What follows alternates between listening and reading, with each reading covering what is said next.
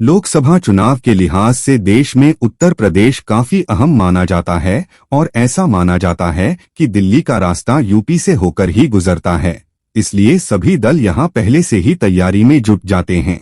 अगले साल होने वाले आम चुनावों की उल्टी गिनती शुरू होते ही उत्तर प्रदेश के प्रमुख राजनीतिक खिलाड़ी चुनाव परिणामों को लेकर दावे और प्रतिदावे करने लगे हैं। यूपी बीजेपी प्रमुख भूपेंद्र चौधरी ने कहा कि 2024 के लिए उनका लक्ष्य राज्य की सभी 80 सीटें जीतना होगा।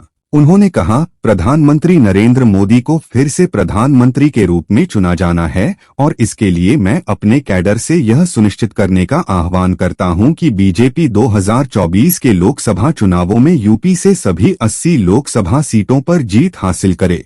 उधर समाजवादी पार्टी के अध्यक्ष अखिलेश यादव ने कहा कि 2024 के लोकसभा चुनाव में भारतीय जनता पार्टी उत्तर प्रदेश की सभी 80 संसदीय सीटों पर हार का स्वाद चख सकती है।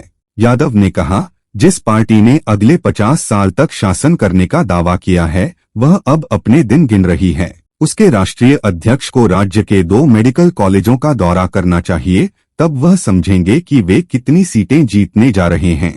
अपनी बात को रेखांकित करने के लिए अखिलेश ने मैनपुरी लोकसभा और मुजफ्फरनगर में खतौली विधानसभा उपचुनाव में बीजेपी की हालिया हार का जिक्र किया।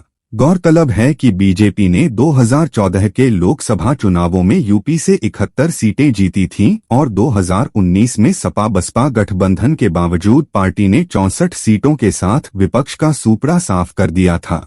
2019 में 16 सीटें ऐसी थीं जिन्हें बीजेपी राज्य में जीतने में विफल रही। इनमें से बीजेपी ने जून में हुए लोकसभा उपचुनाव में 2 में जीत हासिल की है। बाकी 14 लोकसभा सीटें अब पार्टी के राडार पर हैं।